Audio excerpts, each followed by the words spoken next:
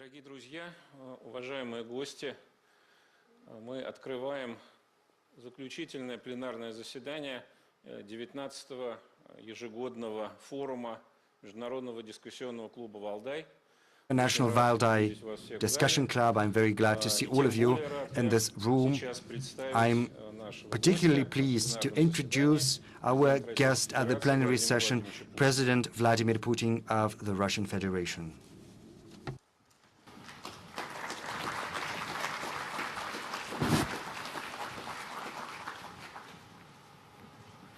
Владимир Владимирович, здравствуйте. Mr. President, hello.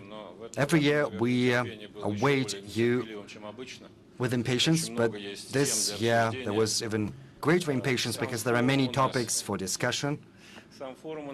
Yes, the forum was mostly dedicated to such themes as the world order, how it evolves, and most importantly, who wields the power in the world as of now, and whether that can be controlled. But we are observers, and you represent the authorities, so we would very much like to hear your views.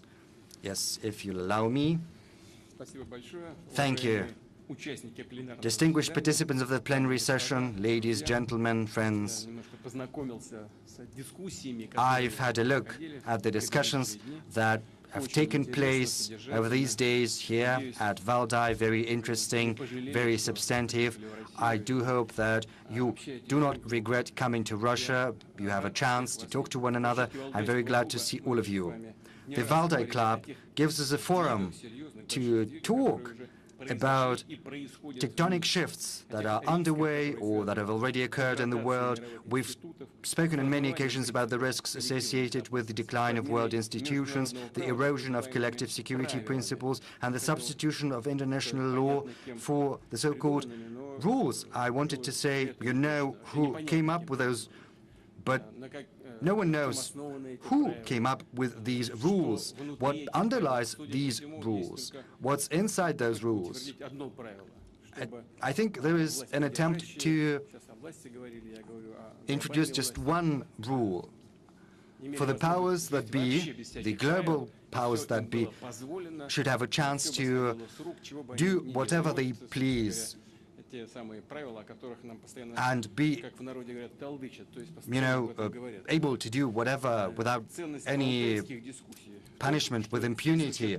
The value of the Valdai discussions consists in the fact that different assessments and forecasts are expressed here, and as to their accuracy, life itself has confirmed them with certainty, because the most rigorous and unbiased examiner is life. It shows how accurate our discussions in the previous years have been. Alas, the developments are following the negative scenario so far, and we spoke about this negative scenario on multiple occasions during previous meetings. Moreover, these developments have turned into a large-scale systemic crisis, not just militarily political, but also economic and humanitarian.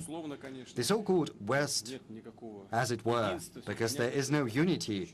We understand that this is a very complex conglomerate, but be that as it may, let's call it the West. Over the recent years, and especially over the last months, has taken several steps towards escalation. And they're always trying to escalate. There's nothing new in that. They're fueling the war in Ukraine, organizing provocations around Taiwan, destabilizing the world food and energy markets. As far as the last one is concerned, it was not deliberate. We do not doubt that. It was due to a number of systemic errors committed by the Western authorities I've just mentioned. And as we can see, it's all been compounded by the destruction of European gas pipelines. This is incredible, but this is, however, something we're witnessing, these tragic events. Dominion of the world is precisely what the so-called West has decided to stake in this game. But this game is a dangerous, dirty, and deadly one. It contests the sovereignty of peoples and nations, their identity and uniqueness, and has no regard whatsoever for the interests of other countries. Well, we cannot say rejection directly, but this is basically what we see happening in life. And those who formulate these rules believe that others have no right to their unique path. Everyone needs to abide by these rules. And I would like to remind you of Russia's proposal addressed to our Western partners. The proposal to reinforce trust and build a system of collective security last December, yet again this proposal was cast aside. But in the modern world, it's not going to be possible to sit this one out. Whoever sows the wind will reap the whirlwind. The crisis has taken on a truly global magnitude. It affects everyone, and we should not entertain any illusions as to that. Humanity is essentially faced with two options. Either we continue accumulating the burden of problems that is certain to crush all of us, or we can work together to find solutions, functional if imperfect ones, solutions capable of rendering our world more stable and safer. You know, I've always believed in the power of common sense, and I still do. And that is why I'm convinced that sooner or later, both the new centers of a multipolar world and the West will have to embark upon an equal dialogue about our shared future. And the sooner that happens, the better, naturally. And in that regard, I would like to share with you some emphases which we find very important. The developments of today have relegated to the background environmental issues. As surprising as that may be, this is something I'd like to start with. And climate change is no longer in the headlines, but far from disappearing, these fundamental challenges are only growing worse. One of the most dangerous consequences of the environmental imbalance is a reduction in natural biological diversity. And right now I'd like to move to the topic we've all gathered for. Is other kind of diversity any less important? I refer to cultural, social, political, and civilizational diversity. At the same time, simplification, erasure of all differences, well, this is all but the essence of the modern world. But what is behind this simplification? First and foremost, it's the depletion of the West's creative potential and its desire to contain and to inhibit free development of other civilizations. There's also a direct self-serving interest hiding there. By imposing their values, consumer models, they seek to standardize these models. Our opponents, let me put it mildly, are trying to expand their markets for their products. So, you know, it's all very simple. And it's no coincidence that the West says that it's its culture and its world view that should be recognized as universal. They are not saying that outright, but this is how they behave. And they insist through their policies on everyone accepting these values unconditionally. Let me quote from Alexander Solzhenitsyn's famous Harvard address. Back in 1978, he said that the West, let me quote, has a blindness of superiority that continues. And this is what happens. And upholds the belief that the vast regions everywhere on our planet should develop and mature to the level of present-day Western systems. It was back in 1978. Nothing has changed since then. Over the last 50 years or so, this blindness Solzhenitsyn spoke of, by its nature, it's racist and neo-colonial, and it has taken on an unsightly form once the so-called unipolar world was established. But what can I say in response?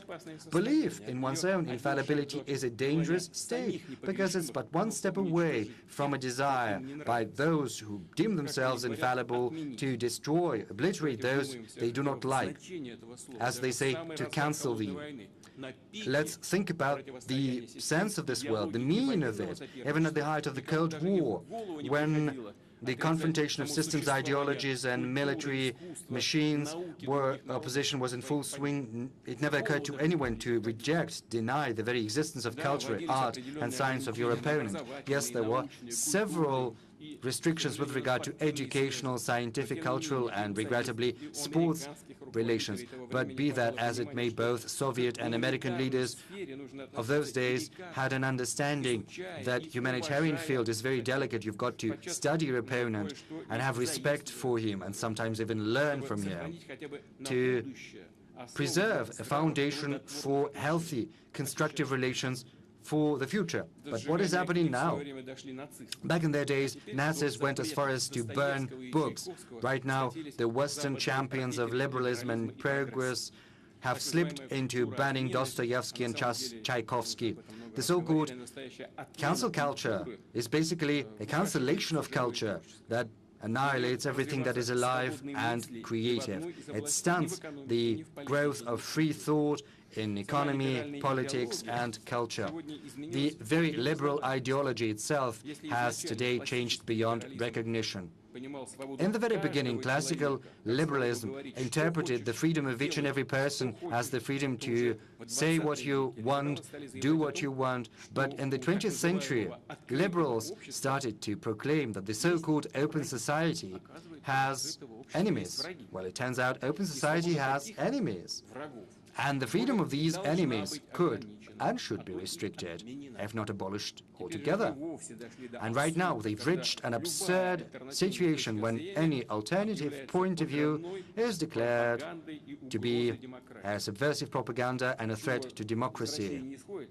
Whatever comes from Russia, well, it's all the Kremlin's doing, but they should look at themselves first. Are we all powerful?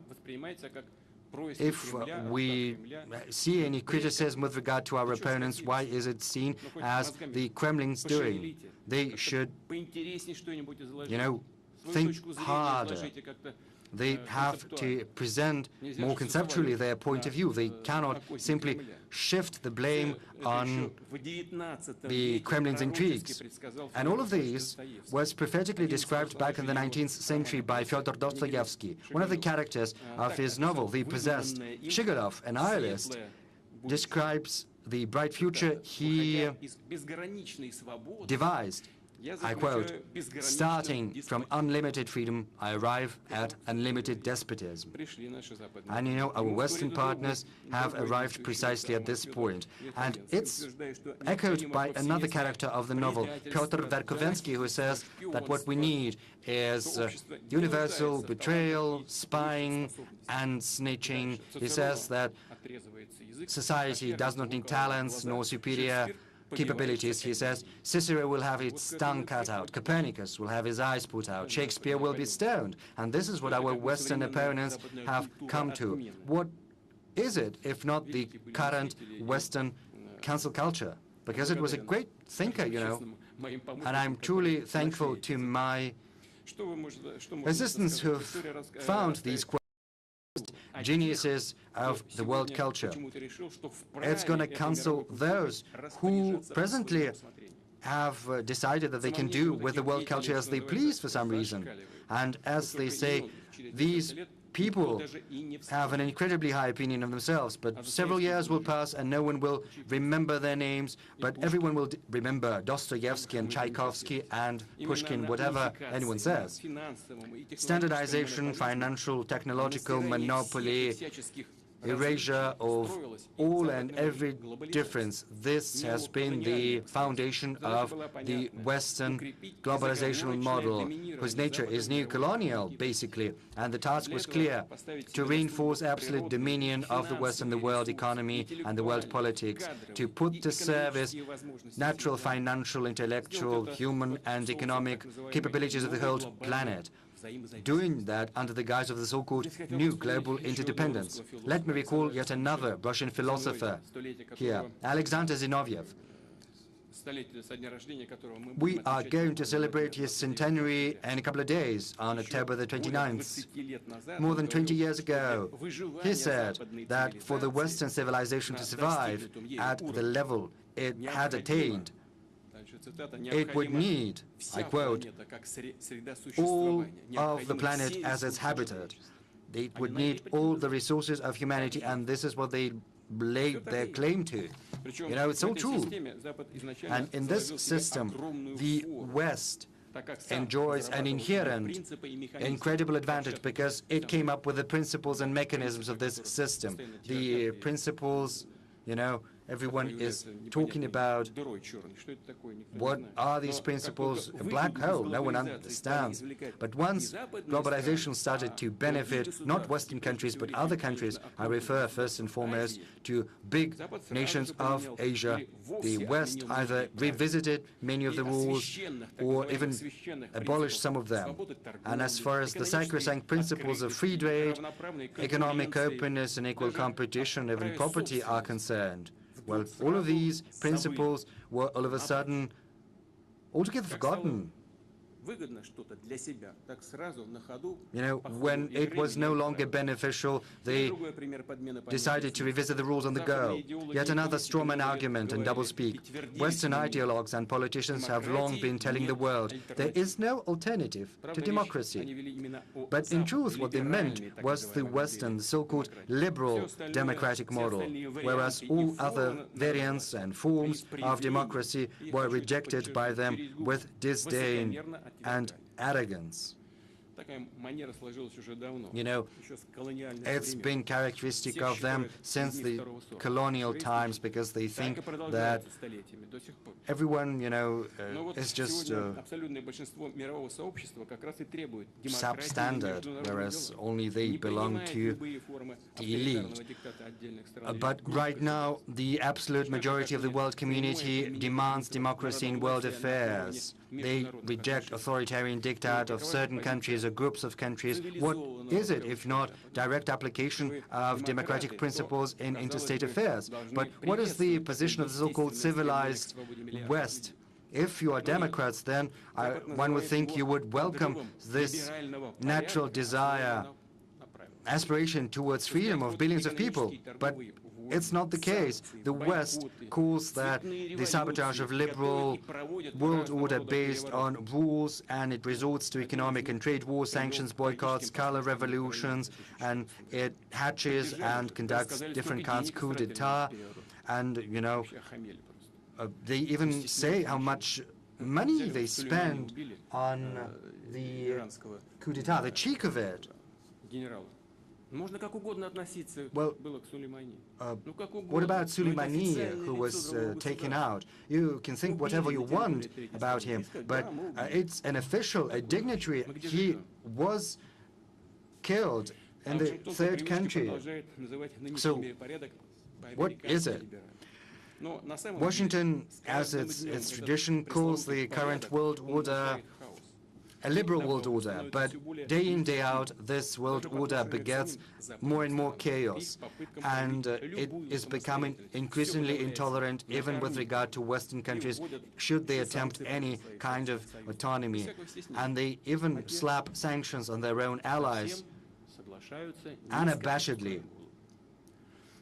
And others are simply, you know, showing obeisance. Let's remember the July proposals of Hungarian parliamentarians who suggested that dedication to European Christian values and culture should be enshrined in a treaty on the European Union, but these attempts were seen not just as opposition but hostile sabotage. You know, someone likes them, some others, but we in Russia over thousands of years have seen a peaceful coexistence of different religions, but we do not require that they should be changed, neither Christian values, nor Muslim values, nor other religious values. We have to treat one another with respect. In a number of regions, and I know that firsthand, people go together to celebrate Christian and Buddhist and Muslim and Jewish holidays. Well, I think it's worth speaking about at least. This testifies to the ideological crisis of the neoliberal model of the world order. In the American fashion, they have no creative or positive agenda. They have nothing to offer to the world apart from retaining their domination. A true democracy in a multipolar world requires an opportunity for every nation, every society, every civilization to choose their own path, their own social and political system. And if the US and the EU enjoy this rule, then Asian countries, Muslim countries, the Gulf monarchies and countries of other continents should have this right, and Russia too, and no one will ever be able to dictate to our nation what kinds of society and on what principles we should be building. A direct threat to the political, economic, and ideological monopoly of the West consists in the fact that the world can see the emergence of alternative social models, which can turn out to be more efficient, more vibrant, more attractive than the ones that exist as of now. And these models will emerge and develop. This is inevitable. Incidentally, American political scientists, experts, are writing on the subject directly, but the powers that be do not listen to them. But they can't help seeing that these ideas are being expressed and voiced on the pages of political science journals and in discussions. This development should be based upon a dialogue of civilizations, with an emphasis on spiritual and moral values. Yes, different civilizations have a different understanding of a human being and his nature, but it's only at the surface, because all of them recognize the highmost value and spiritual nature of a human being. And the foundation is of paramount importance. The foundation upon which our shared future is going to be built. I would like to point out the following.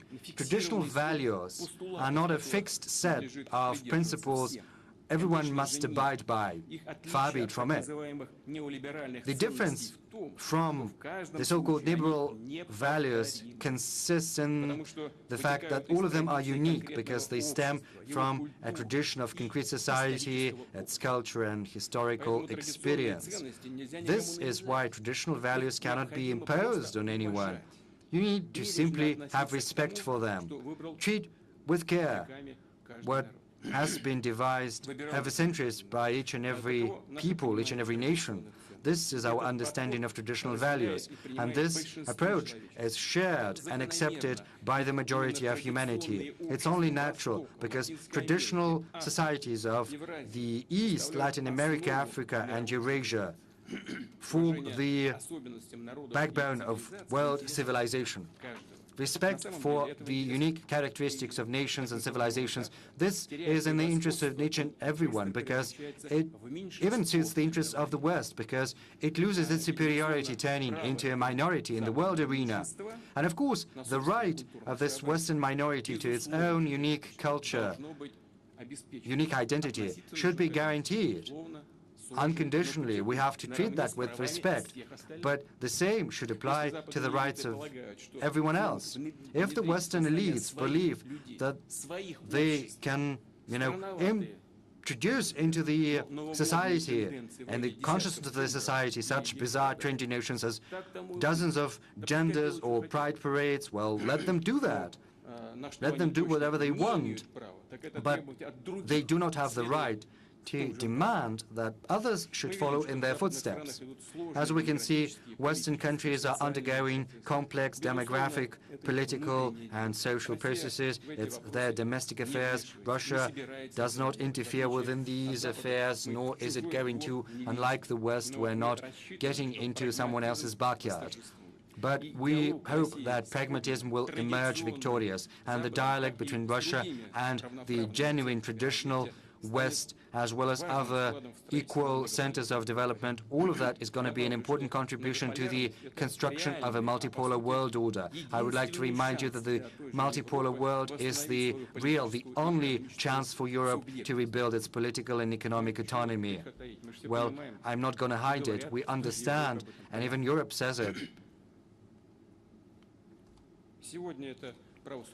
Right now, this autonomy of Europe, let me put it mildly, not to offend anyone, this autonomy is very restricted. The world is diverse in its nature, and the attempts of the West to make everyone fit the mold are objectively doomed. Nothing will come of it. The overconfident strive to global leadership, and in essence to dictate, or maintaining the leadership through dictate, is in reality leading to the lower international standing of the U.S., including the U.S. It leads to growing mistrust to their capability to deal with anyone in general. One thing today, another thing tomorrow. You sign the document and then you tear it apart. There is no stability whatsoever in anything. How we can talk to them, sign documents? Can we rely on them? It's unclear.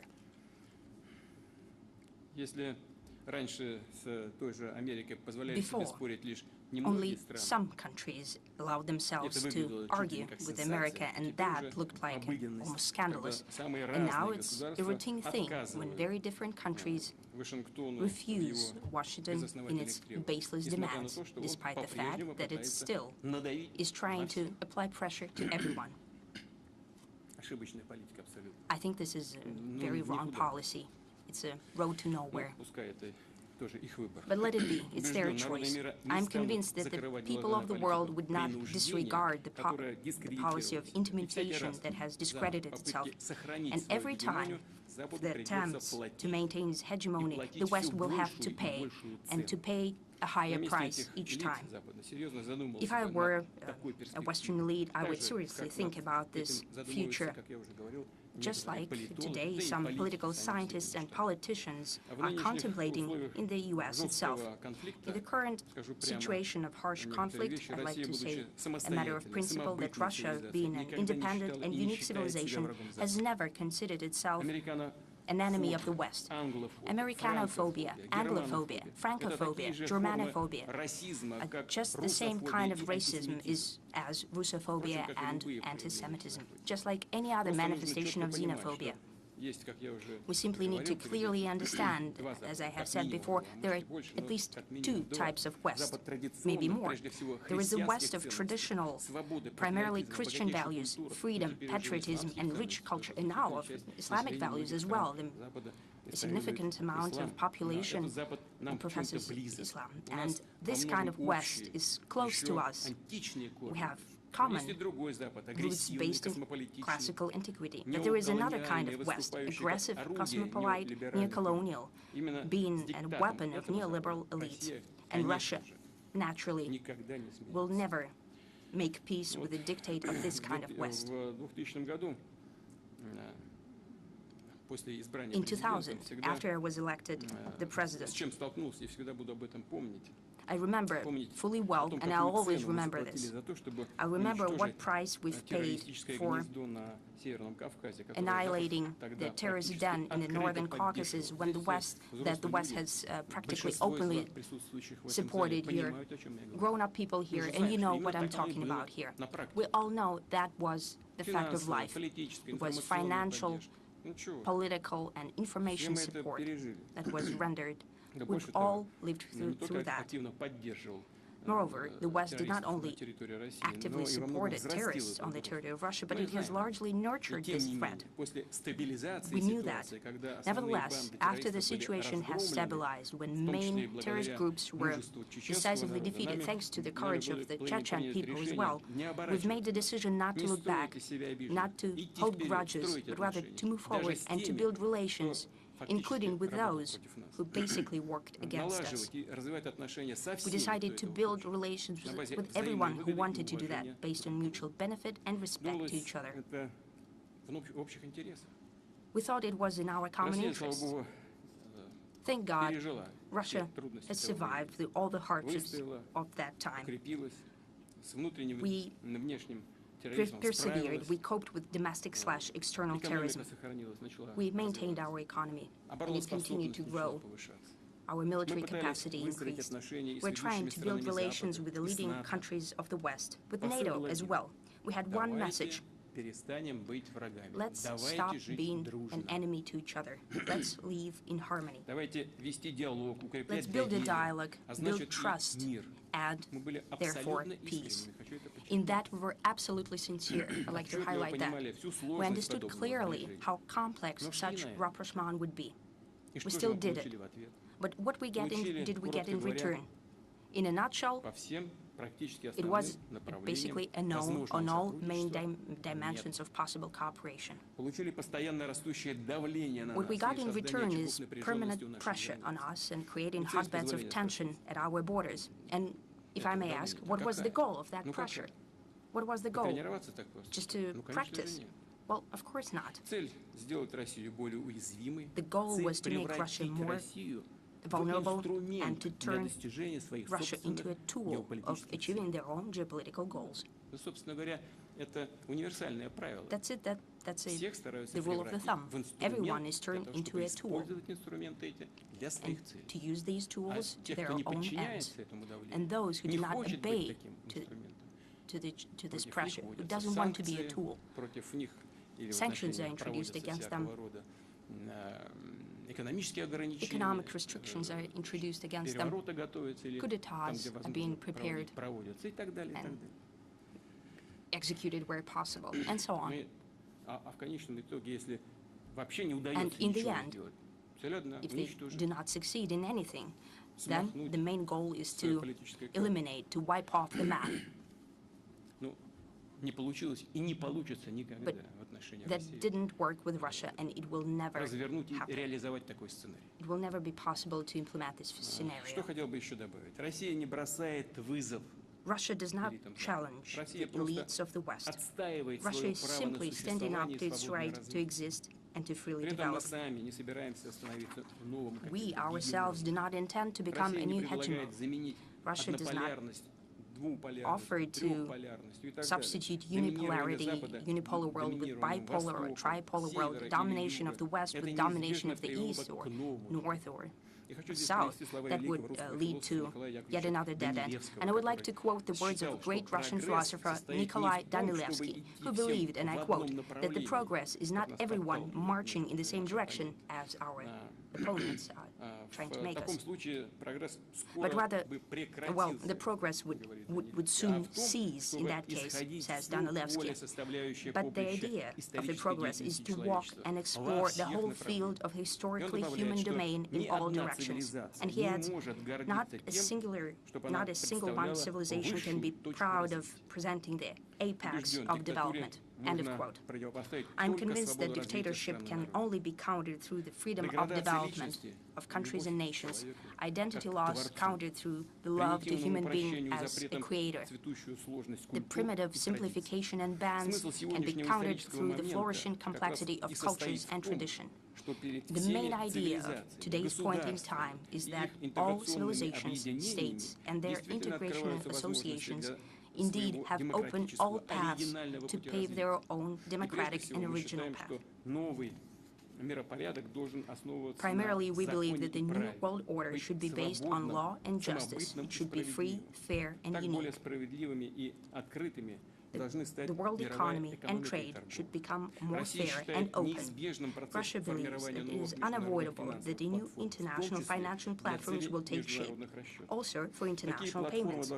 Such platforms should be outside of any national jurisdiction. They should be safe, depoliticized, automatic, and they should not depend on one single governance center.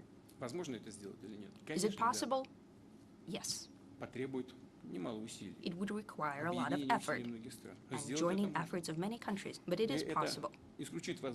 And that would rule out possible abuse in new global financial infrastructure that would allow to effectively, beneficially, and safely and securely do without dollar and other so-called reserve currencies in international payments. The most so since the West has discredited the Institute of International Reserves using dollar as a weapon. First, they were depreciated through inflation in dollar and eurozone, and later they have effectively pocketed our assets snippety-snap. Transition to payments in national currencies will gain momentum, unavoidably. Naturally, that will depend on the state of the economies of the emitting countries and so on. But still, these payments will become predominant. That is the logic of sovereign economy and financial policy in the multipolar world. Moving on, today, new centers for global development already possess unique technology and scientific developments in very diverse spheres. And in many dimensions, they can successfully compete with the Western transnational companies. It is apparent that we have common and rather pragmatic interest in an honest and open scientific and technological exchange. Together, everyone will benefit more than separately. The majority should benefit, but not the separate ultra-rich corporations.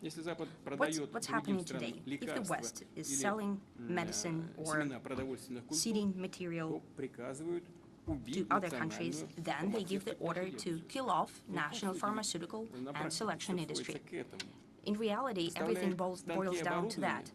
When the West procures machine tools and equipment, that wrecks local machine building.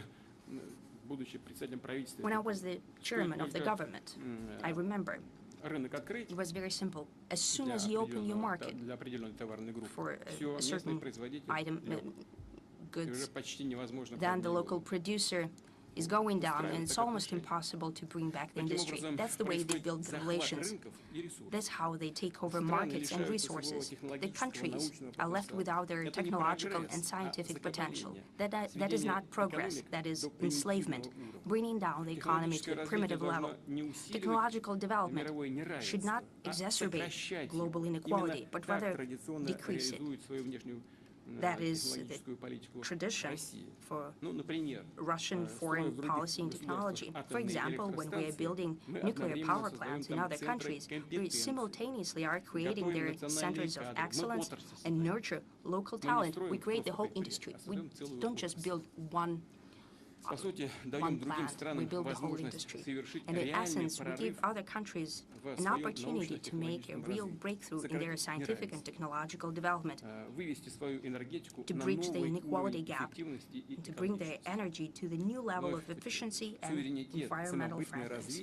I'd like to highlight once again, sovereignty and independent development does not mean isolation or autarky, but that, on the contrary, means active cooperation, mutually beneficial cooperation based on justice and equal rights. If the liberal globalization brings about depersonalization and imposing the Western model on everyone around the world, then integration, on the contrary, is tapping into potential of each civilization in the interest of the whole, for common good. If globalism means dictate, that what it boils down to, then integration is finding common strategies beneficial to everyone. In this regard, Russia believes necessary to more actively launch mechanisms of creating larger spaces built on cooperation between neighboring countries whose economy, social system, resources, and infrastructure complement each other. Such large spaces, in essence, are the foundation for the multipolar world order, the economic foundation.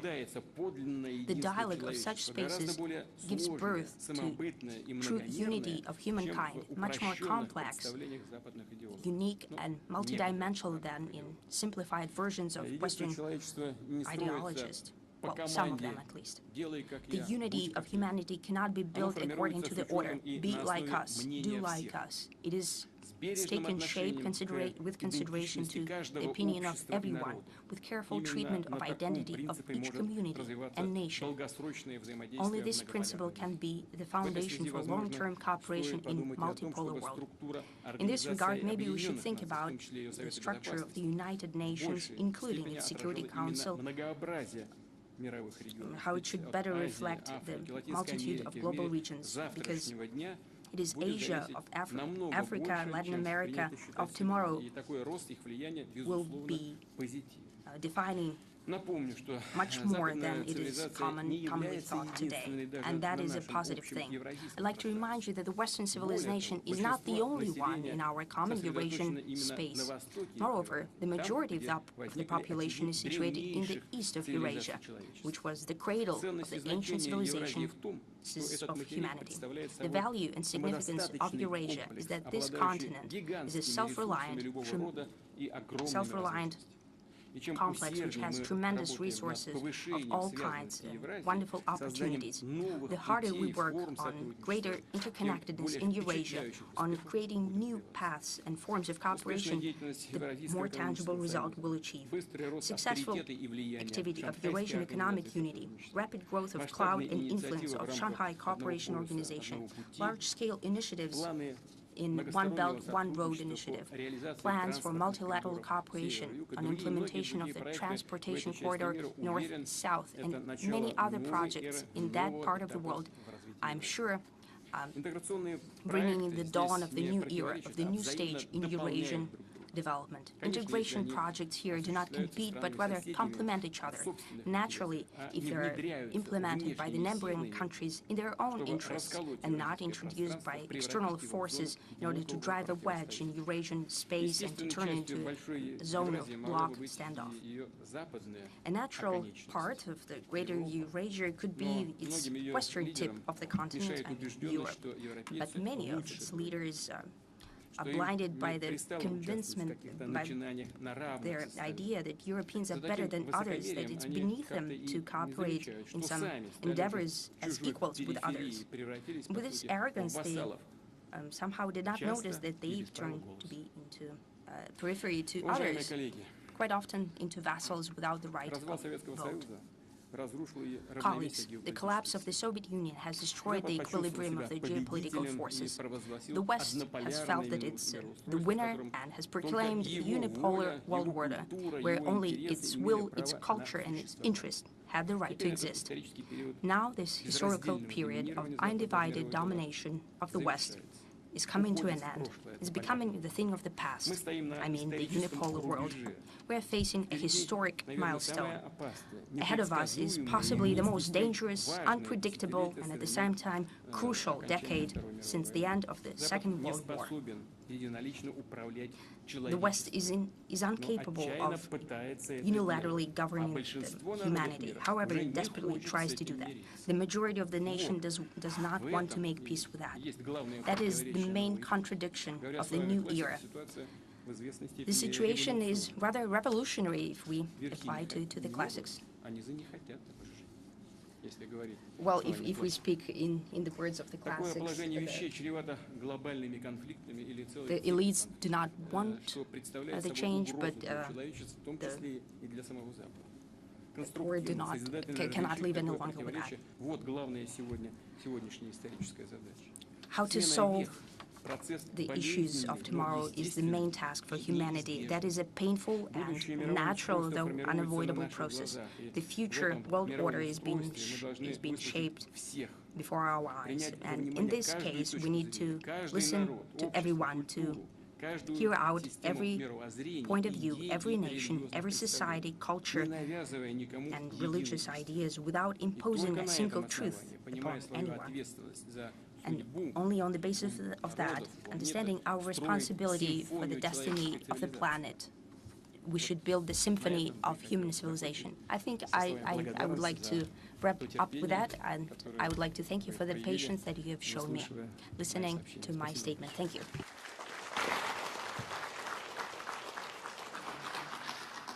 Thank you, Mr. President, for this all-encompassing address. I can't help but, take up from where you left. You remember the revolutionary situation, the elites, the people. Whom do you associate yourself? Well, with the people, of course, because I am, below from the people. I said that on multiple occasions. My mother, my family, my parents, they were workers. They you know, they didn't even have vocational training. She used to work as a nurse, a nanny, and my father used to work as a night warden. He didn't want to leave me at the kindergarten, and this has always been the case with me. I listen to the pulse of popular life, how rank and file citizens live. So internationally you are on the side of those who do no longer want. Well, you know, I advocate what I've just said. I advocate democratic relations with due regard for the interests of all participants of international cooperation, not just the interests of the so-called golden billion. Yes, I understand that. We met 1 year ago. Back then, there was some tension in the international affairs, but when we look at October last year, it seems an idyll. A lot has changed over the last year. The world has been turned upside down, as some put it. To you personally, what has changed over the year that has passed, internally, in your perception of the world and of the country? What's been happening, what is still happening? In Ukraine in particular, well, these are not changes that are currently underway or are underway since the beginning of the special military operation. No, these changes have been happening for many years now. Some have been paying attention, others have not, but these are tectonic shifts of the whole global order. You know, these tectonic plates are constantly shifting and moving, and as experts say, first, it's all very calm, very tranquil. These plates are on the move constantly, then they come against one another, the tensions build up, and an earthquake happens. So this is how it happened here. First, an accumulation of tensions and then a flare-up.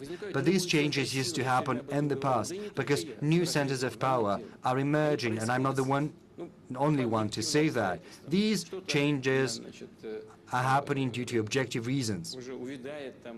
Some power centers are wilting, and I'm not going to say why that is happening. This is only a natural process of bloom and perish and change.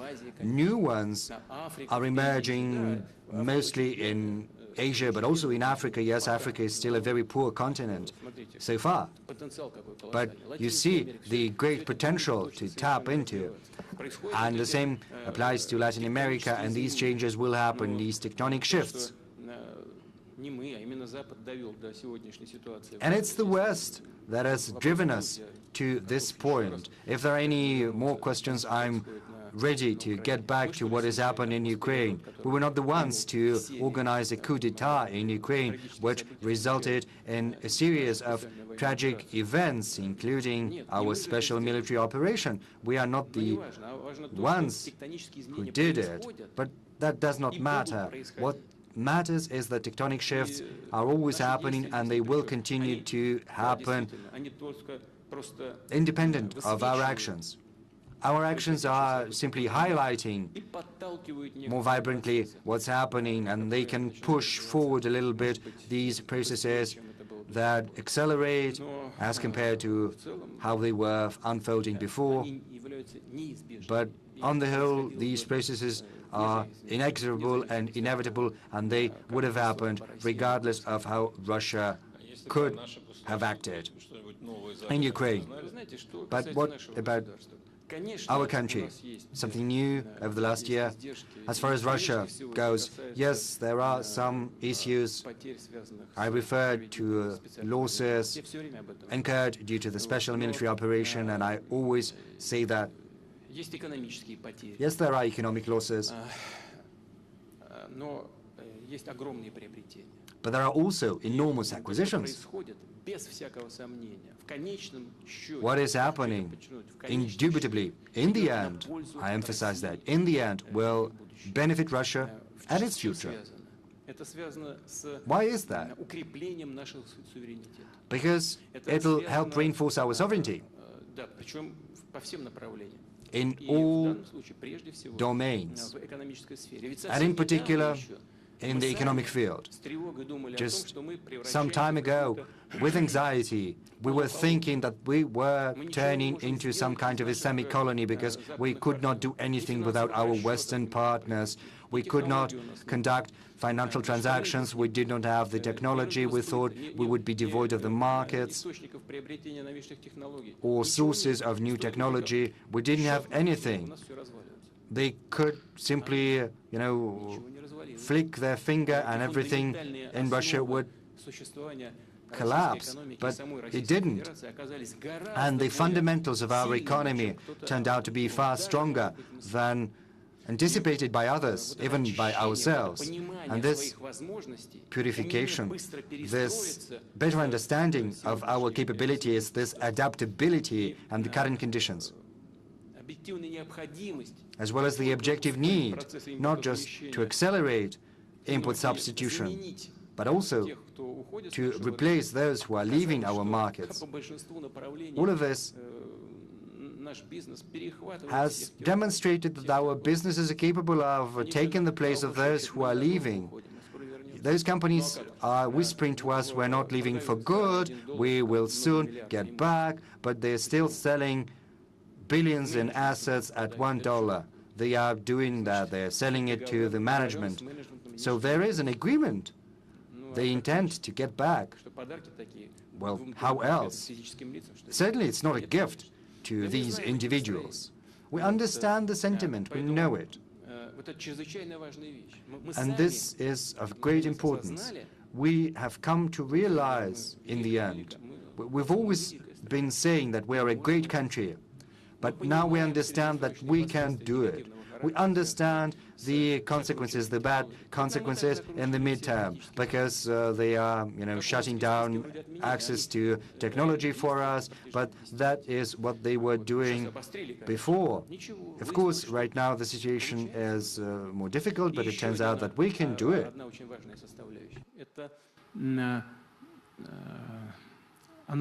Another important component, a spiritual one, probably the most important one.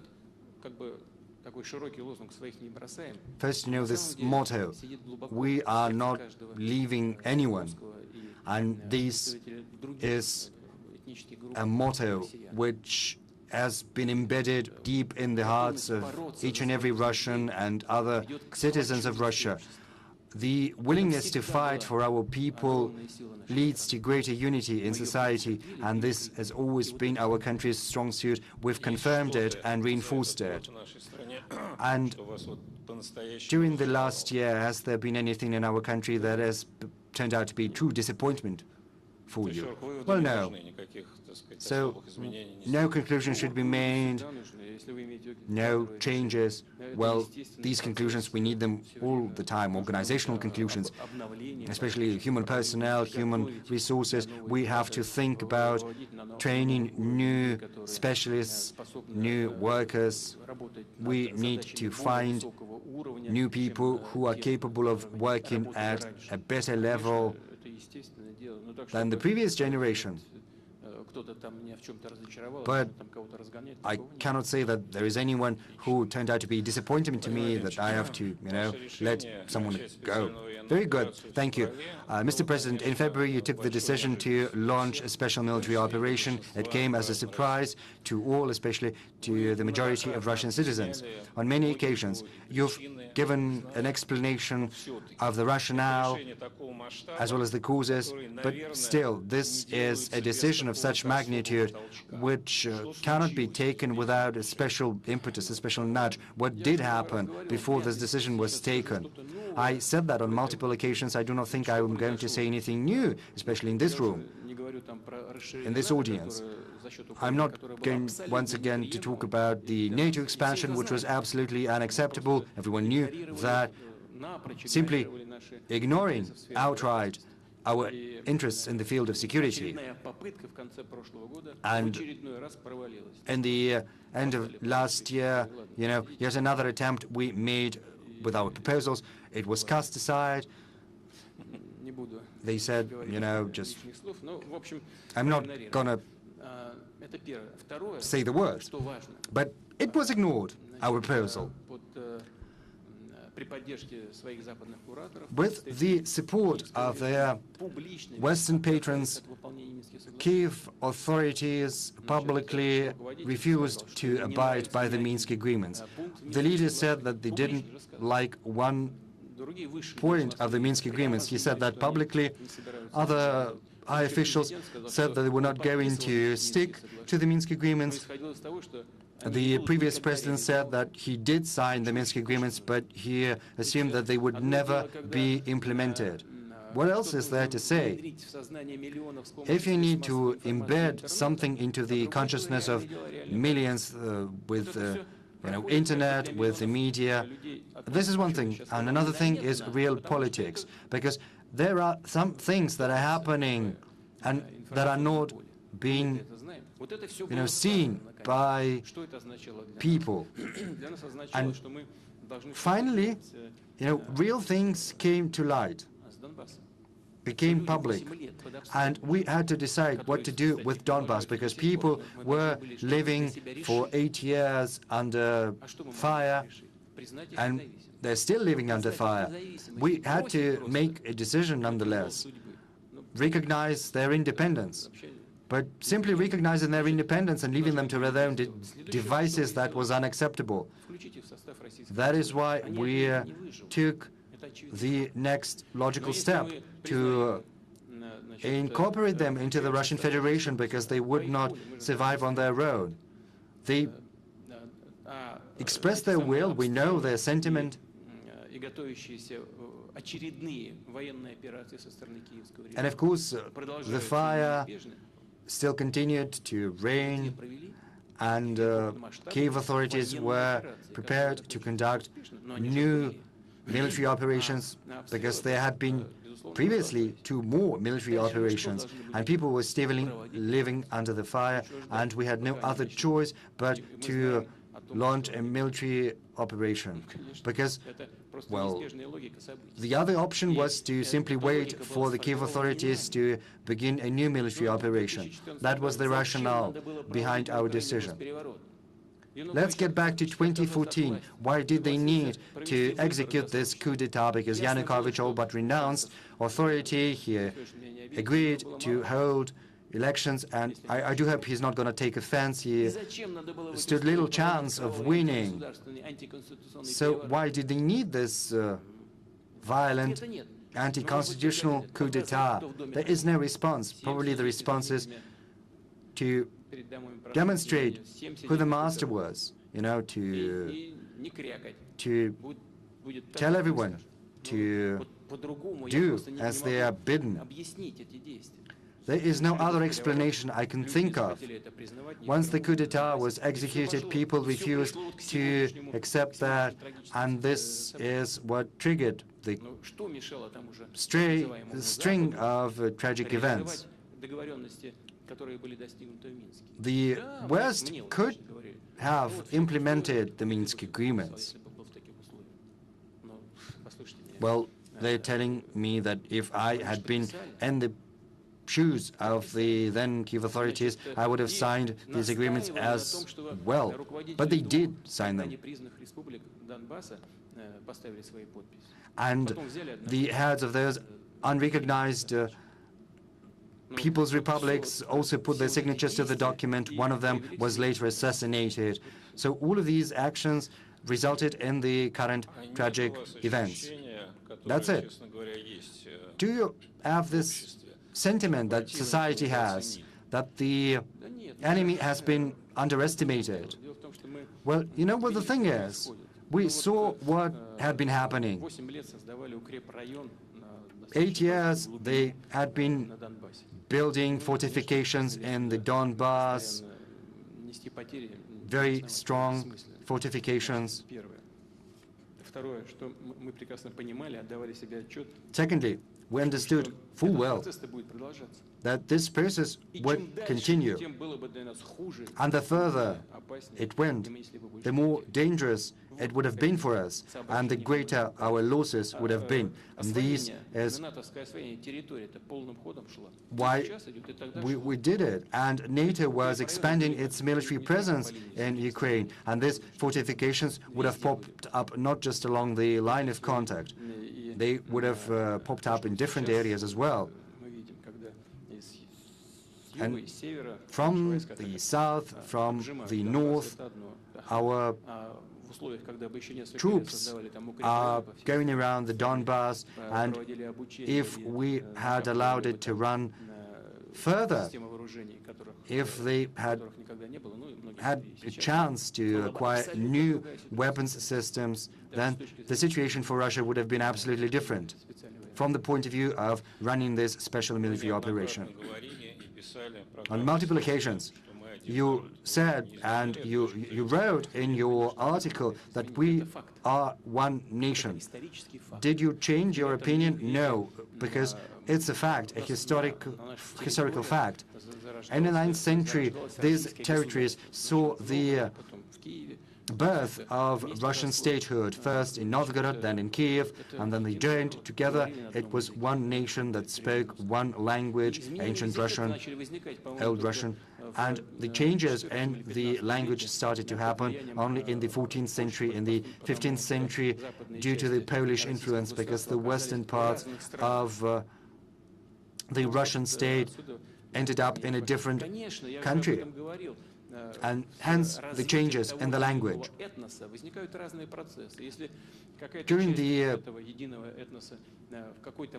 development of an ethnic group, different things happen. If one part of an ethnic group achieves a level when they think of themselves as a separate nation, you have to treat that with respect. But this principle, this process happened due to a number of reasons. Some territories of Russia ended up in other countries, and these countries were pursuing their own interests. In Poland, these Russian territories were being Polonized, and heavy influence was exercised on the Russian language. You can look up the documents in the archive, and you can see letters to Warsaw, to Moscow, saying we are Russian Orthodox people, are asking Moscow, and so on and so forth. They asked Moscow to take them in the country, and they asked Poland to respect their tradition and their customs. And that is what they wrote. They wrote, we are Russian Orthodox people. Yes, afterwards, different processes started to happen. Then an enormous Russian Empire was born. European countries tried to set up, and they did, a certain barrier around the Russian Empire. You know, this principle that goes back to the classical antiquity, divide and conquer. And that is when these attempts started to happen, to divide and conquer the Russian nation. This happened in the 19th century, and then it was growing in magnitude, and it was supported by the West.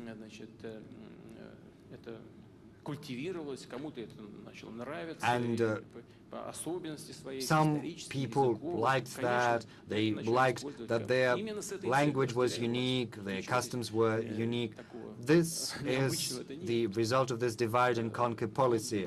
There's nothing surprising in that. Yes, they did achieve their goals, certain goals, and then it led to collaboration with Hitler during the Second World War, when Ukrainian collaborationists were used in actions aimed at eliminating Russians, Poles, Belarusians.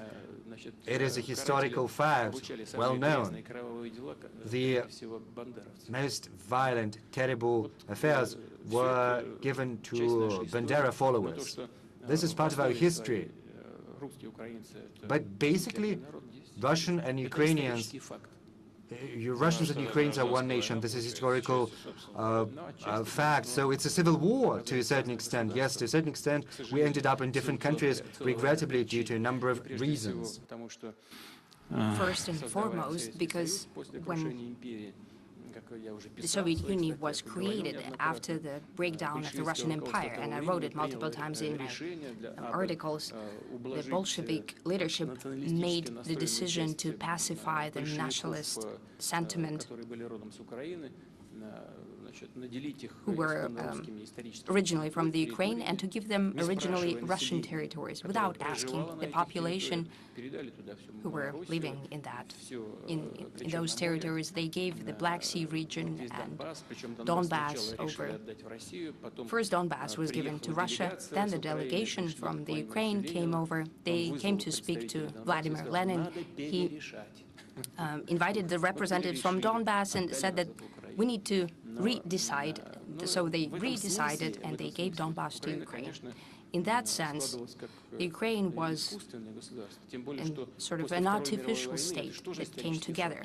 After the Second World War, it's a historic fact, Stalin gave over a number of Hungarian, Polish, and Romanian territories to Ukraine, taking away their territories from the countries. The Polish people who did not take part in the Hitler coalition took over some of the East German territories. That is how the modern Ukraine came to life. What I'm thinking right now, and it just came to my mind, the only true guarantor of the Ukrainian statehood, sovereignty, and territorial integrity could have been only Russia, which has indeed created the modern Ukraine. Well, if we talk about guarantees, I remember we spoke about that in the spring. Then it went off the radar. I think it's a rhetorical question, considering that there are hostilities and many things happen there. But both you and the Russian officials have said multiple times that the special military operation is going according to the plan. So what is the plan? The society does not really comprehend the plan.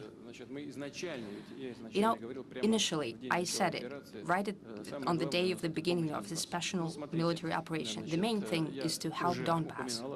I have already said that. If we acted differently, we could not place our armed forces around Donbass from two sides then, if we acted differently. The second thing, Luhansk People's Republic is fully liberated. The military action taking place around Donetsk Republic. When our troops came from the south and the north, and it became apparent that the people who live there on these traditionally, historically Russian territories see their common future with Russia, we couldn't help but respond. Therefore, the events took place, and we all saw that. And that was the logical follow-up to the situation that was happening at that point in time.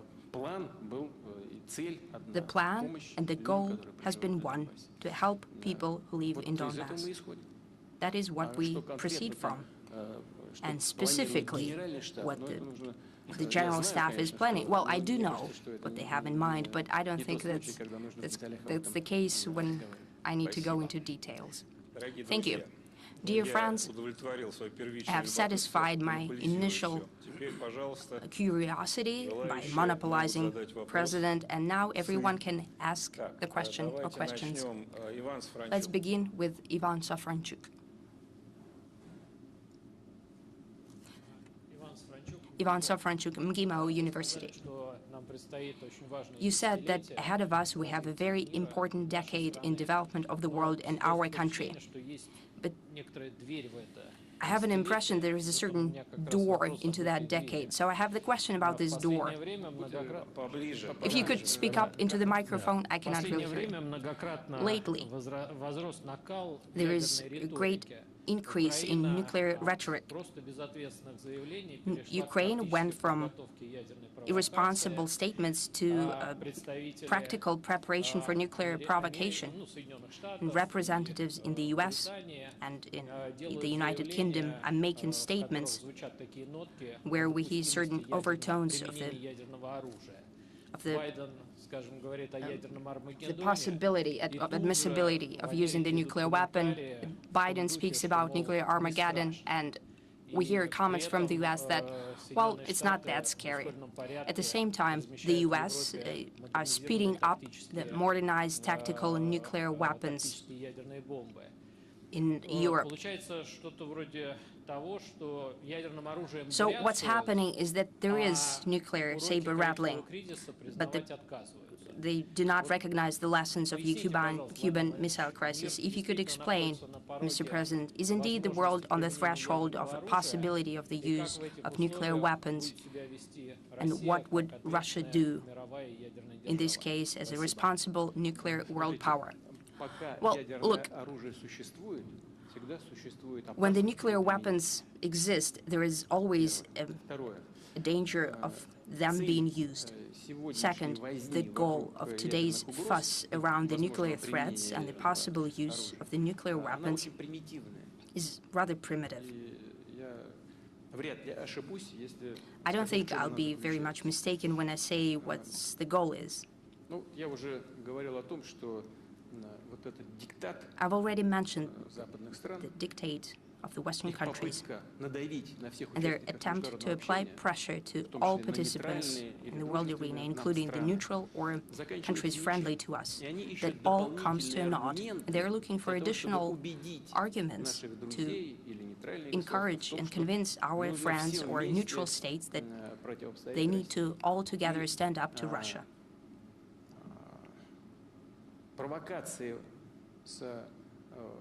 The provocations with the use of nuclear weapons, building tensions about the very notion of Russia using the nuclear weapons,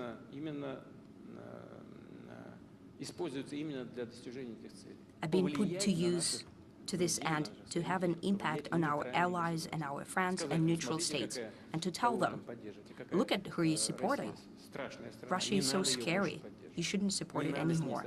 Don't cooperate with it. Don't buy anything from them. Don't sell anything to them. That is a very primitive goal. What's happening in reality?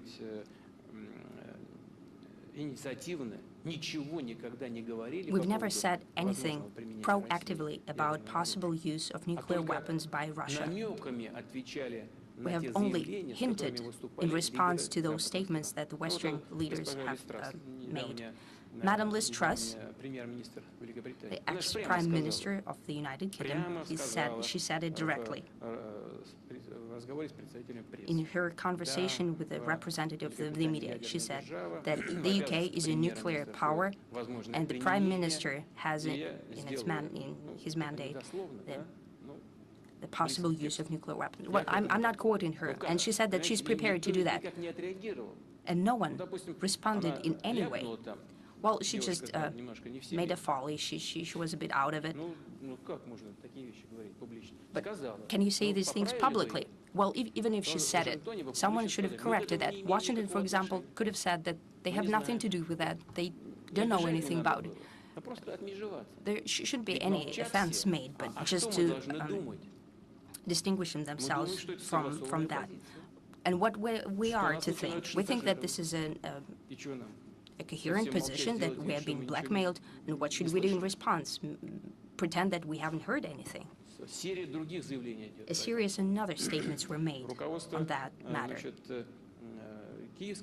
The leadership of the Kiev regime is constantly speaking about its strive to have a nuclear weapon. Now that's the first part of it. And now there are more discussions about what we're doing at the Zaporizhzhia nuclear power plant. So what are we doing? They're saying that quite directly, but they're always hinting that we're shelling and the Zaporozhye nuclear power plant. Are they out of their minds? Well, we're controlling this nuclear power plant. We have our troops based there. I've spoken to one of Western leaders. It's been several months since then. We're saying, what should we do? They're telling us to withdraw heavy weaponry from the Zaporozhye nuclear power plant. He said, consider that done. There are no heavy weapons there. Well, get rid of other weapons as well. Well, it's nonsense. You're laughing. It seems laughable. But I'm basically giving their statements verbatim. I said that you asked for representatives of IAEA to be based there. We have agreed to that.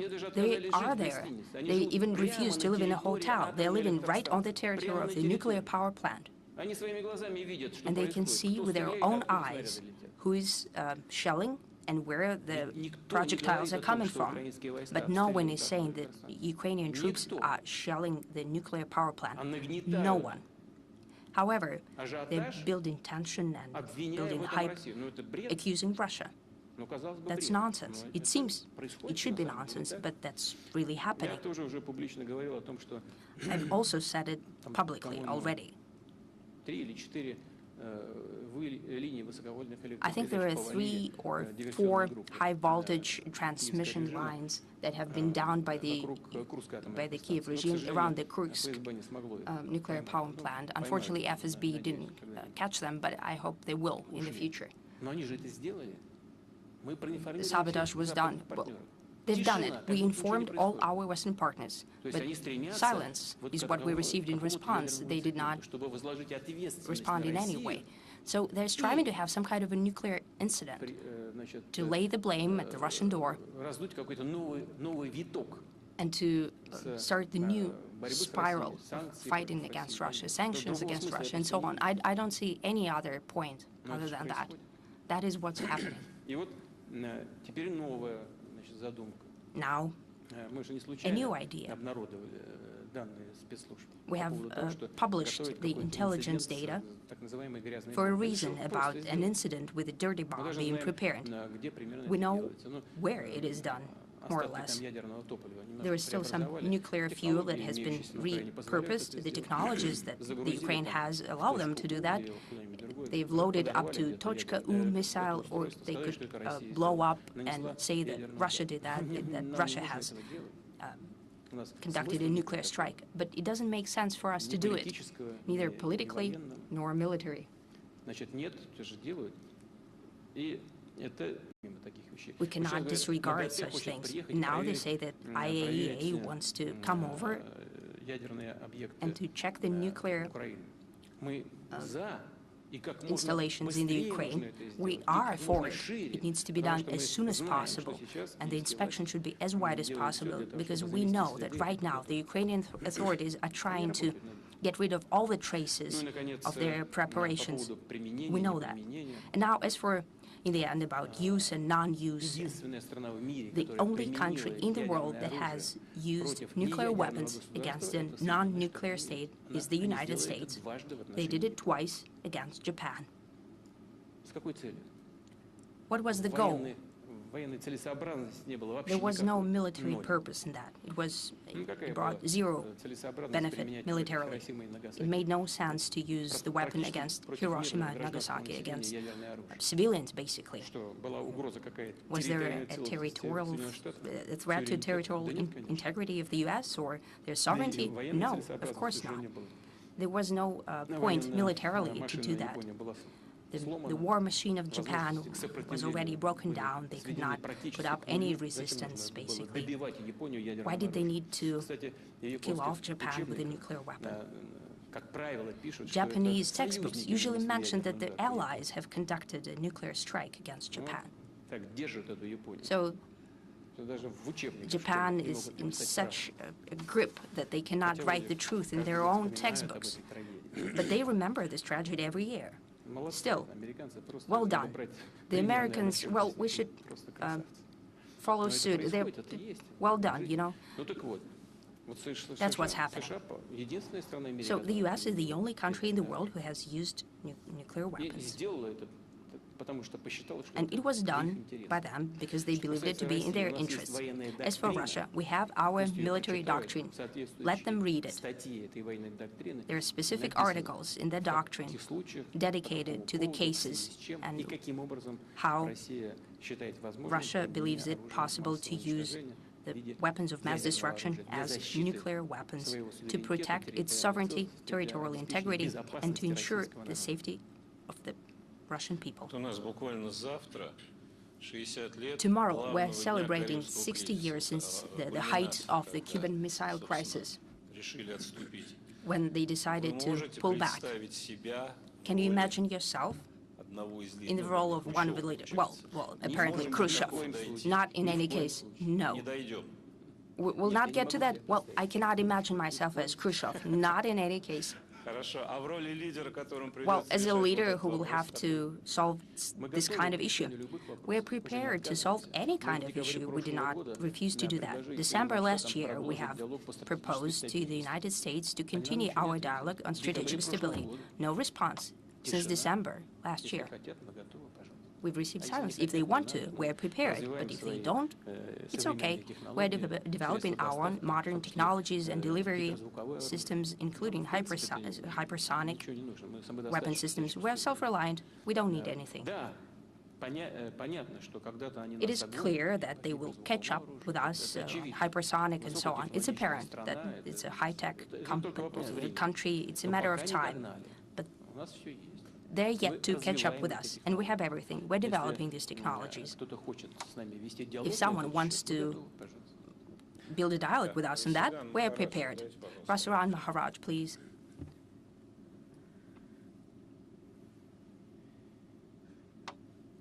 Thank you very much. You have answered a direct point that I raised earlier, but if I could expand upon what I'd asked. Escalating and accelerating crises continue to further reveal the precarity, the precarious position we are in and what our system currently is driving us towards. So unequal exchange continues, as you pointed out, inequitous distribution, especially of human capacity, capability, and competence, render future prospects of reconciliation and reform inside an unfair yet hegemonic system extremely bleak. Sanctions, fear of reprisals have rendered monetary sovereignty meaningless, especially with the weaponization of the payment system. In our contemporary conjuncture, what could then constitute a more democratic and workable alternative to the current international system of payments and settlements?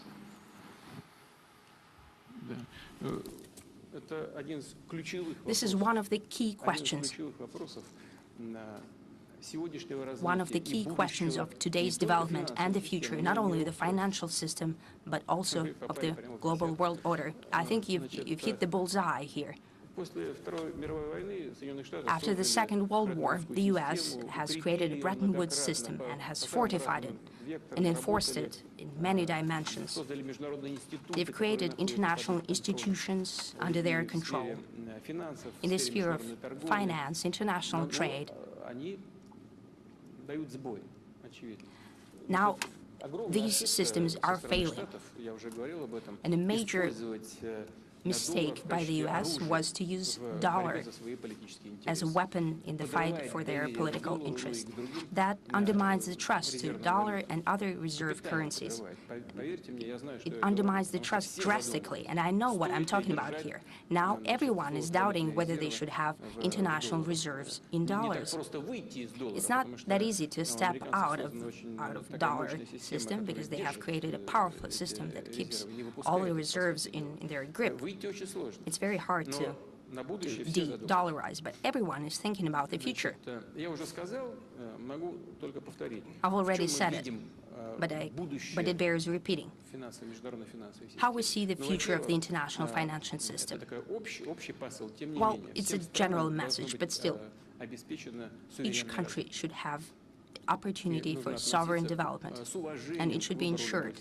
And we need to treat with respect the choice of every country. That's important. Also, in respect to international financial system, it should be independent, depoliticized, and naturally it should be based on the financial system of the leading countries of the world. If it will be created, and it's a very complex process, still it is possible, then the international institutions will work more efficiently as well. They have to be either reformed or built anew, and these institutions will provide assistance to those countries that are in need of such help. And first and foremost, this new financial system should be built and created in such a way that it transfers knowledge and technology. And if we do that, if we bring all these components together, then the very economic model and the financial system will meet the interests of the majority, not just the interests of the so-called golden billion, which we have been speaking about. And as a precursor to this system, we could cite the need for expanding transactions and settlements denominated in national currencies. Given the fact that the U.S. financial authorities are using dollar as a weapon, hampering transactions, not just in our case and our partners, but also in the case of other countries. Well, given that, this desire for independence will push forth transactions denominated in national currencies. I think in India, 53% of our transactions are done in national currencies, and 27% with some other countries, and we are also creating the same system for other countries. In China, we are carrying out transactions in rubles and renminbi, and the same goes for other counterparts. As far as our own financial system is concerned, I think the main avenue is to create a system that is depoliticized, that is based upon national monetary systems. And this should be built to create a supranational currency system that is going to secure transactions. This is possible. This is practicable. And now we have colleagues, please introduce yourselves when you ask a question. Alec Iskandaran, please.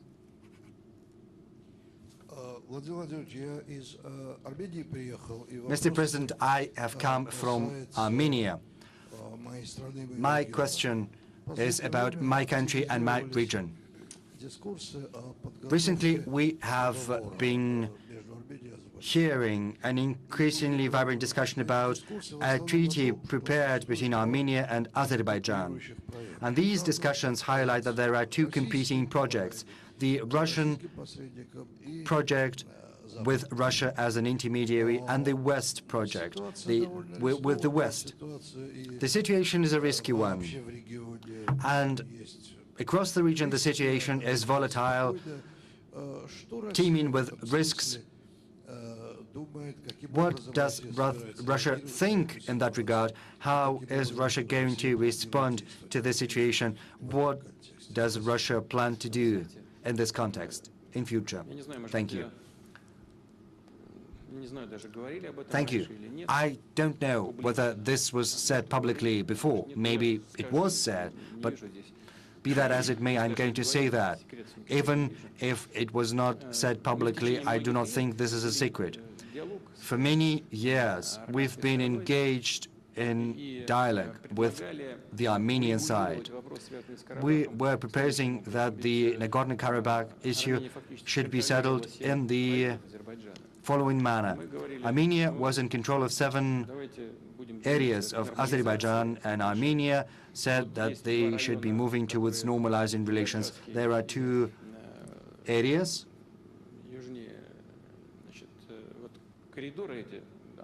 next to the corridor. These are big areas. At a certain stage, an agreement could be reached with Azerbaijan to transfer 5 areas, because there's no sense in keeping them. They are desolate. People have left. They were basically chased away from these territories. There's no point in keeping them. And to have still connection with Nagorno-Karabakh, these 2 areas would have been sufficient. And we believe that this would be, just, it would be fair to get refugees back, and it would have been a good step towards normalizing the situation in the region as a whole. But the Armenian leadership chose their own path. As you know, this is what led to the current state of affairs. Now a question begs itself of how to resolve this issue and how to achieve a peace settlement. We believe, and this is our position, that there is a need for a peace treaty, and we support peaceful resolution, as well as the delimitation of the border and the settlement of all the other border issues. The question is which path to choose, but it is up to Armenia and to the Armenian people and leadership to decide. Whatever option they choose, should it lead to peace, we will support it. But we are not going to impose anything. Nor can we dictate our will to Armenia. We're not going to. If the Armenian people and the current Armenian leadership believe that a certain option is preferable, as far as I understand, it can be the Washington draft, which recognizes Azerbaijan's sovereignty of Nagorno-Karabakh. If Armenia deems that acceptable, well, let it be. We will support any choice the Armenian people makes. If Armenia, the Armenian leadership and the Armenian people believe that Nagorno-Karabakh has certain characteristics, unique ones, that have to be respected, and that this should make its way to the peace treaty, then this option is also on the table. But they need to secure agreement from Azerbaijan. These conditions, these terms have to be acceptable to the other side as well. This is a complex matter. But Armenia is our strategic partner and an ally of ours. And to a large extent, we, of course, have respect for the interests of Azerbaijan, but we will support Armenia's choice. 2 years ago, at this very platform, you spoke very highly about President Erdogan. You said he was not wagging his tail and he was a true man. A lot has happened over the last 2 years. What about this assessment of yours? Is it still in effect? Yes, he is a strong, tough leader. He is guided by the interests of Turkey and the Turkish people and the Turkish economy. And to a large extent, this is what explains his position on energy-related issues, on the construction of Turk Stream. We proposed setting up a gas hub in Turkey for consumers in Europe. Turkey has given its assent, of course, also based on their own interests. There are interests in tourism, in construction, in agriculture. We have very many coinciding mutual interests that go in the same direction. And never does President Erdogan give anyone a chance to take advantage of him. But of course, engaging in dialogue with Russia, he also advocates Turkey's interests. Turkey as a whole and President Erdogan are tough negotiators. Many decisions take a lot to come to. They require long discussions. tough negotiations, but we still achieve what we set out to do. And in that sense, President Erdogan is a consistent and reliable partner. This is probably the most important characteristic. He is a reliable partner. Is he not trying to take advantage of you? Well, as I said, he is a tough negotiator. He always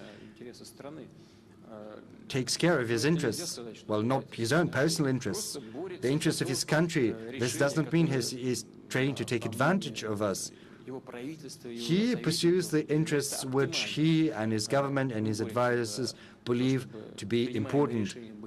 We are trying to make sure that the decisions we make suit our purposes as well, and usually we manage to arrive at solutions even to the most difficult of issues in Syria in particular, security-related issues, and economic issues, infrastructure-related issues. And up until now, we did manage to arrive at solutions.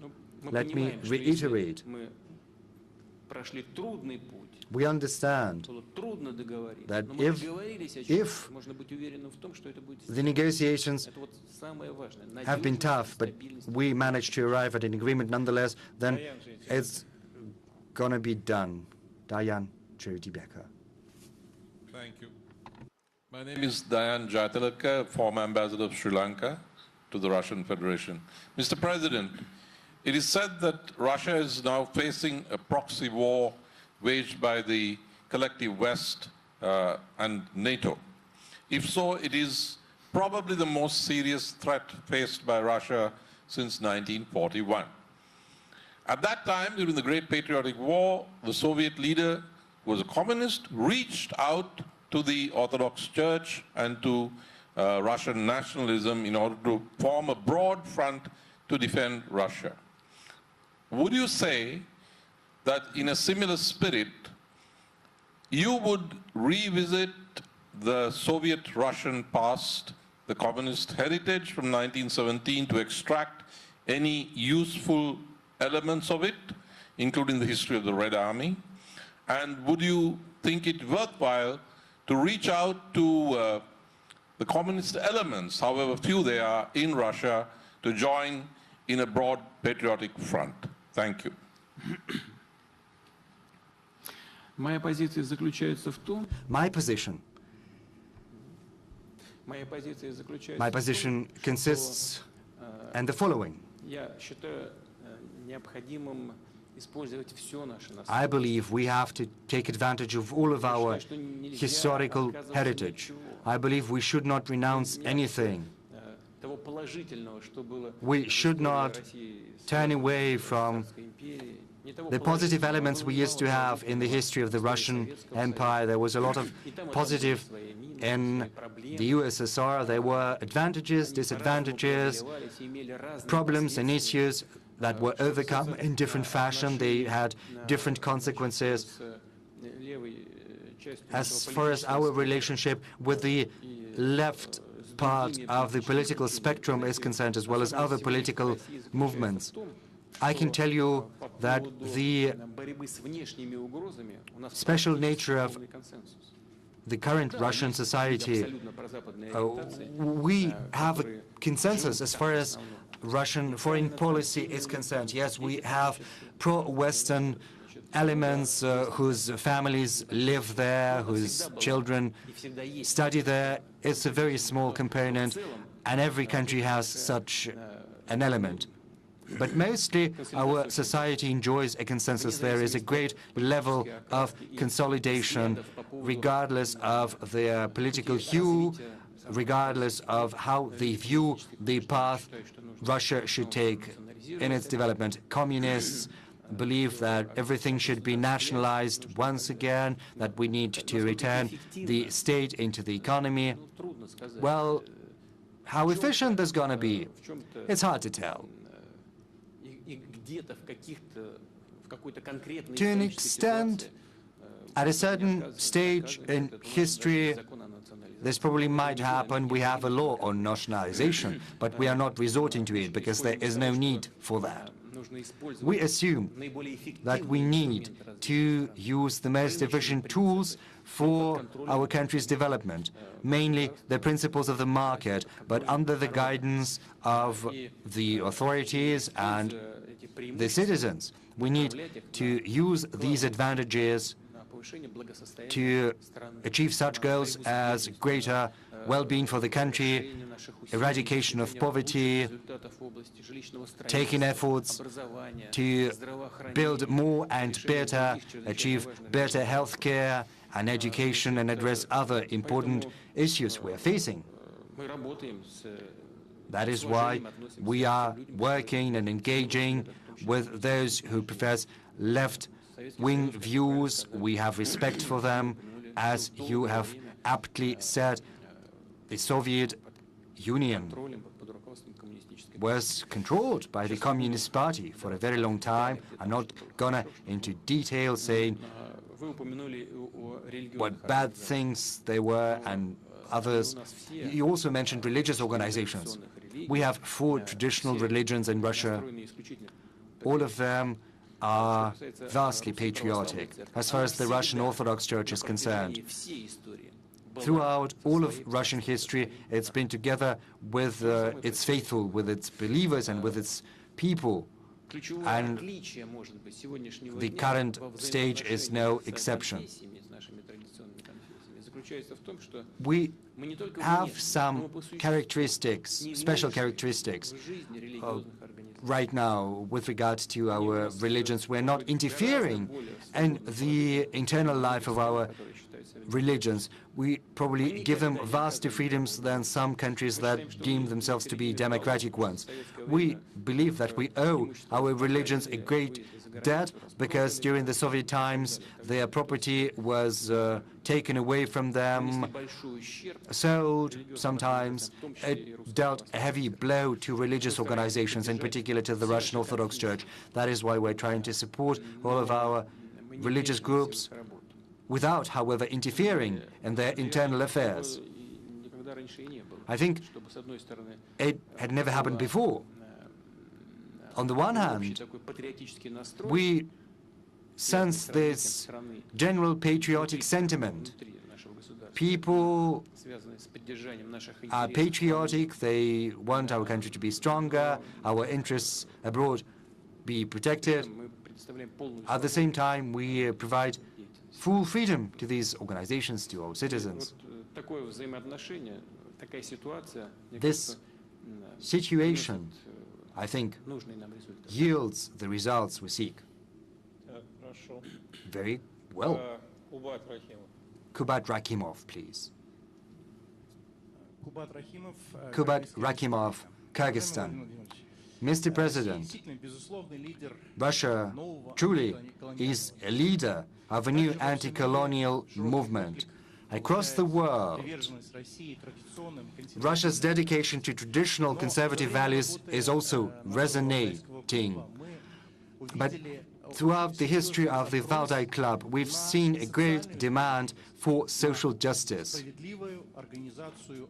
for a fair organization of social relations. What is your view of this matter, and how can we serve you as experts of the Valdai Club? This is my first question. My second question is as follows. What do you think about the prospect of transferring the capital of Russia eastwards to the center of Russia, to the center of Eurasia, to be closer to the Shanghai Cooperation Organization? Thank you. As far as more just social order is concerned, as per our constitution, Russia is a social state, a social justice state. Everything we do, all our national goals are dedicated to addressing social tasks. We can go hours and hours, and even our today's discussion is not going to be enough to demonstrate fully that everything we do, whatever we do, seeks to address social issues. There are still many issues outstanding, and I said that in the past. We need to develop our economy, and upon this basis we have to address education, healthcare, technological development issues. We have to change the very structure of our economy. Structural changes are most important. This will lead to changes in the labor market. And we have to think about people who are going to be freed up when the market is going to change. We have to retrain them, to give them additional training. As far as the Valdai Club is concerned, it brings together experts of different kinds. And if experts demonstrate to us the trends in key areas, then we would be very grateful to you, because we will take your views into account in building our plans. We will take into account your positions on the trends that we have just spoken about. We need to understand what's going to happen tomorrow to build the policy for today. As for the transfer of the capital, yes, we've heard such discussions within Russia. There used to be the change of the capital that happened several times throughout the history of the Russian state.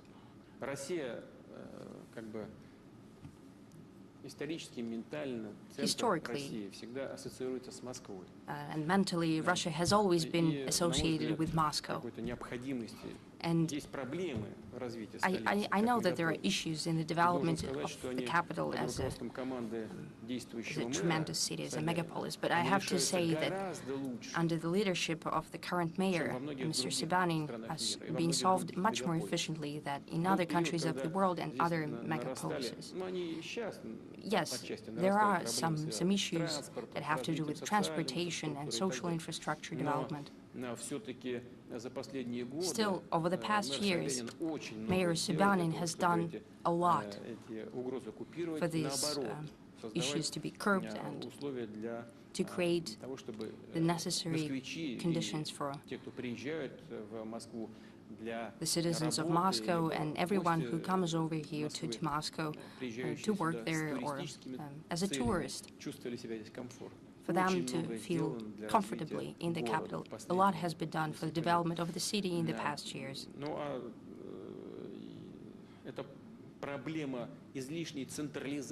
The issue of over-centralization of all federal institutions in Moscow is indeed there. Just like in some other countries, for example, I'm an advocate of the solution. Just like in other countries, what they've done is they decentralized and they have transferred mandate and competences of the capital to other regions of the country. For example, we're creating a judicial center in St. Petersburg. The Constitutional Court has been transferred to St. Petersburg. We have specific plans for the Supreme Court. Well, it needs to be done without haste to create the right conditions for the judicial community to work in St. Petersburg. It will be done without fuss, without haste. Some major companies, for example, which work in Siberia, for example, but their management is situated in Moscow. They could have placed their headquarters in Siberia. And that happens. For example, Rushydro. They've created their base in Krasnoyarsk, I believe. They're creating their HQ there, as well as some of the central authorities could be more decentralized around the territory of Russia. That will benefit the governance system and the regions where they will be situated. Thank you. Ivan Timofeyev.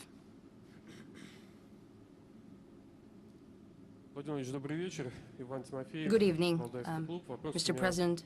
Ivan Timofeyev, Valdai Club. My question is the following. Russia has experienced a tremendous amount of sanctions against it. You've mentioned the freezing of our assets of 300 billion.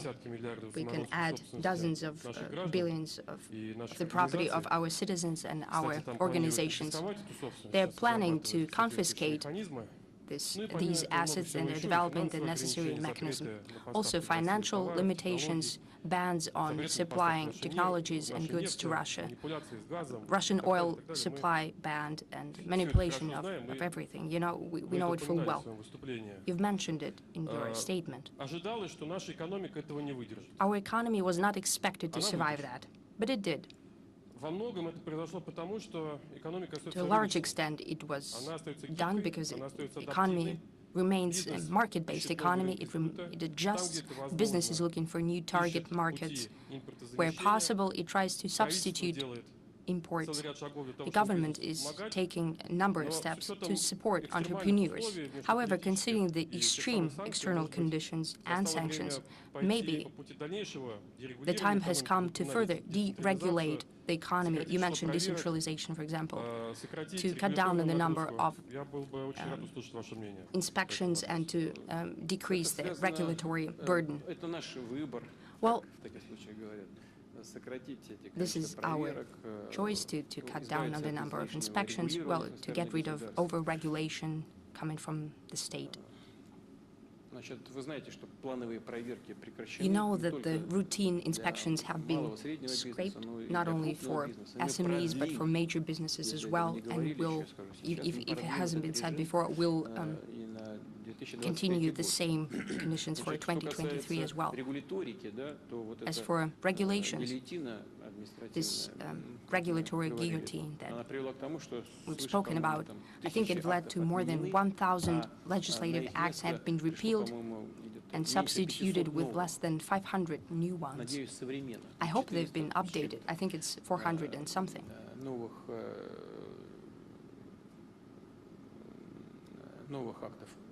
New regulation acts that regulate the economic activity. We'll continue down this path, naturally with the exceptions to those types of production that have to do with certain risks for the consumer. I think it's quite apparent to everyone. Still, even here, we'll try to make it so that all these regulatory functions and inspections would be targeted and will not stand in the way of the work of business on the whole and certain businesses. Well, you're quite right that as a response to all kinds of limitations introduced against Russia and against its economy, you said that the economy was meant to be brought down. Well, it wasn't supposed to. That was the very goal, but that did not happen. Indeed, the economy became more resilient, more adjusting. It turns out that our entrepreneurial community is rather mature and is capable of taking over those spheres and those businesses that have been left by some of the partners. It was done very easily. Our businesses take over the productions that seemingly could not live without the Western presence, almost in all spheres. Yes, we see some issues in midterm perspective. We understand that we cannot produce everything. In the morning, I spoke to some of the colleagues before I traveled here. It's clear that I've been talking to everyone in the government, the central bank, in the administration. Our experts believe that the acme of hardships that had to do with this influx of sanctions and limitations is over. Russian economy has, in general, adjusted to the new normal. A lot will have to be done for the new chains of supply in import and export to be created, to cut down the costs that have to do with that. But in general, we've been through the worst of it. The Russian economy has adapted. We will continue to develop more sustainably and more with greater sovereignty. However, the response to all these challenges should be, first and foremost, I believe, de-bureaucratization, getting rid of red tape to support businesses, and increasing the field of freedom for economic activity. Александр Андреевич, Okay, Alexander.